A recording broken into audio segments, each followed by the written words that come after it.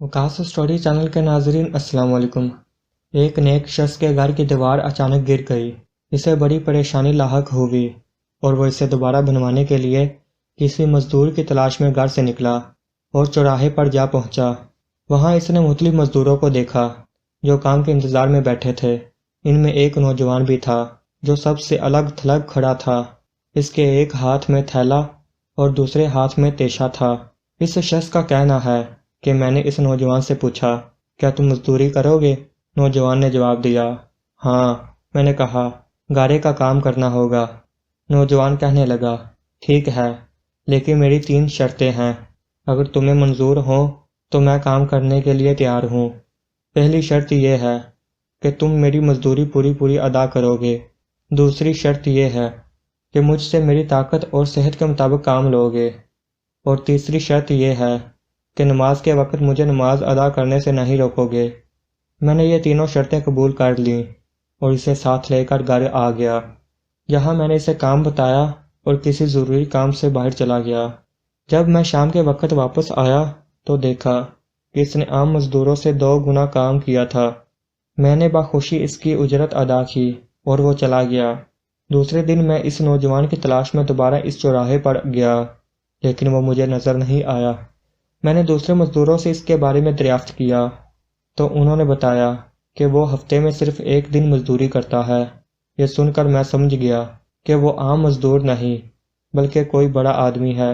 میں نے ان سے اس کا پتہ معلوم کیا اور اس جگہ پہنچا تو دیکھا کہ وہ نوجوان زمین پر لیٹا ہوا تھا اور اسے سخت بخار تھا۔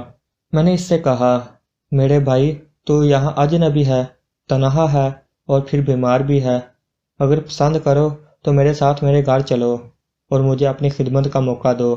اس نے انکار کر دیا، لیکن میرے مسلسل اصرار پر مان گیا، لیکن ایک شرط رکھی کہ وہ مجھ سے کھانے کی کوئی شے نہیں لے گا۔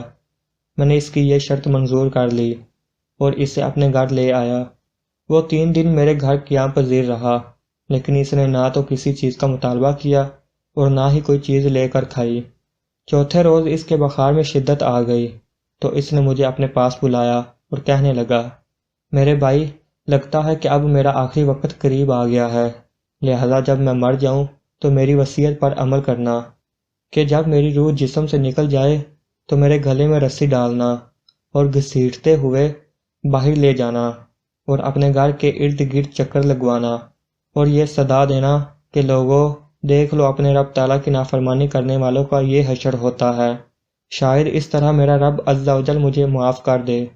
جب تم مجھے غسل دے چکو تو مجھے انہی قبروں میں دفن کر دینا، پھر بغداد میں خلیفہ ہارون رشید کے پاس جانا اور یہ قرآن مجید اور انگوٹھی انہیں دینا اور میرا یہ پیغام بھی دینا کہ اللہ عز و جل سے ڈرو، کہیں ایسا نہ ہو کہ غفلت اور نشے کی حالت میں موت آ جائے اور بعد میں پچھتانا پڑے، لیکن پھر اس سے کچھ حاصل نہ ہوگا۔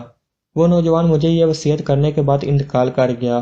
میں اس کی موت کے بعد کافی دیر تک آنسو بہاتا رہا اور غم زدہ رہا۔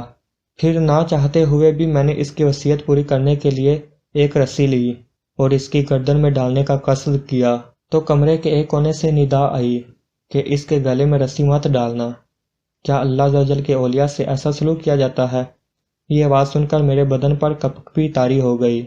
یہ سننے کے بعد میں نے اس کے پاؤں کو بوسہ دیا اور اس کے کفن دفن کا انتظام کرنے چلا گیا۔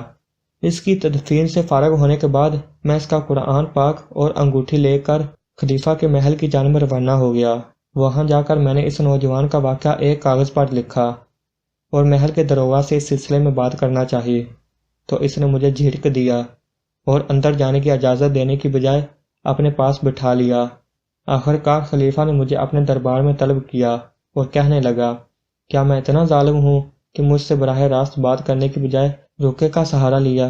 میں نے عرض کی، اللہ تعالیٰ آپ کا اقبال بلند کرے۔ میں کسی ظلم کی فریاد لے کر نہیں آیا بلکہ ایک پیغام لے کر حاضر ہوا ہوں۔ خلیفہ نے اس پیغام کے بارے میں دریافت کیا تو میں نے وہ قرآن اور انگوٹھی نکال کر اس کے سامنے رکھ دی۔ خلیفہ نے ان چیزوں کو دیکھتے ہی کہا، یہ چیزیں تجھے کس نے دی ہیں؟ میں نے عرض کی، ایک گارا بنانے والے مزدور نے۔ خلیفہ نے ان الفاظ کو 3 بار دہرایا، گارا بنانے والا، گارا بنانے والا، گارا بنانے والا، اور رو پڑا۔ کافی دیر رونے کے بعد مجھ سے پوچھا، وہ گاڑا بنانے والا اب کہاں ہے؟ میں نے جواب دیا، وہ مزدور فوت ہو چکا ہے۔ یہ سن کر خلیفہ بے ہوش ہو کر گر گیا اور عصر تک بے ہوش رہا۔ میں اس دوران حیران و پریشان وہیں موجود رہا۔ پھر جب خلیفہ کو کچھ افاقہ ہوا تو مجھ سے دریافت کیا، اس کی وفات کے وقت تم اس کے پاس تھے؟ میں نے اسباب میں سر ہلایا تو کہنے لگا، اس نے تجھے کوئی وصیت بھی کی تھی؟ میں نے اسے نوجوان کی وصیت بتائی اور وہ پیغام بھی دے دیا جو اس نوجوان نے خلیفہ کے لیے چھوڑا تھا۔ جب خلیفہ نے یہ ساری باتیں سنی تو مزید غمگین ہو گیا اور اپنے سر سے عمامہ اتار دیا، اپنے کپڑے چاک کر ڈالے اور کہنے لگا، اے مجھے نصیحت کرنے والے، اے میرے زاہد و پارسا، اے میرے شفیق۔ اس طرح کے بہت سے القابات خلیفہ نے اس مرنے والے نوجوان کو دیے اور مسلسل آنسو بھی بہاتا رہا۔ یہ سارا معاملہ دیکھ کر میری حیرانی اور پریشانی میں مزید اضافہ ہو گیا کہ خلیفہ ایک عام سے مزدور کے لیے اس قدر غم زدہ کیوں ہے۔ جب رات ہوئی تو خلیفہ نے مجھ سے اس کی قبر پر لے جانے کی خواہش ظاہر کی تو میں اس کے ساتھ ہو لیا۔ خلیفہ چادر میں منہ چھپائے میرے پیچھے پیچھے چلنے لگا۔ جب ہم قبرستان میں پہنچے تو میں نے ایک قبر کی طرف اشارہ کر کے کہا، علی جاں، یہ اس نوجوان کی قبر ہے۔ خلیفہ اس کی قبر سے لپٹ کر رونے لگا۔ پھر کچھ دیر رونے کے بعد اس کی قبر کے سرہانے کھڑا ہو گیا اور مجھ سے کہنے لگا، یہ نوجوان میرا بیٹا تھا، میری آنکھوں کی ٹھنڈک اور میرے جگر کا ٹکڑا تھا۔ ایک دن یہ رقص و سرور کی محفل میں گم تھا کہ مکتب میں کسی بچے نے یہ آیت کریمہ تلاوت کی جس کا ترجمہ یہ ہے، کیا ایمان والوں کو ابھی وہ وقت نہ آیا کہ ان کے دل جھک جائیں اللہ کی یاد کے لیے؟ جب اس نے یہ آیت سنی تو اللہ تعالیٰ کے خوف سے تھر تھر کانپنے لگا اور اس کی آنکھوں سے آنسوؤں کی جھڑی لگ گئی اور یہ پکار پکار کر کہنے لگا، کیوں نہیں، کیوں نہیں، اور یہ کہتے ہوئے محل کے دروازے سے باہر نکل گیا۔ اس دن سے ہمیں اس کے بارے میں کوئی خبر نہ ملی، یہاں تک کہ آج تم نے اس کی وفات کی خبر دی۔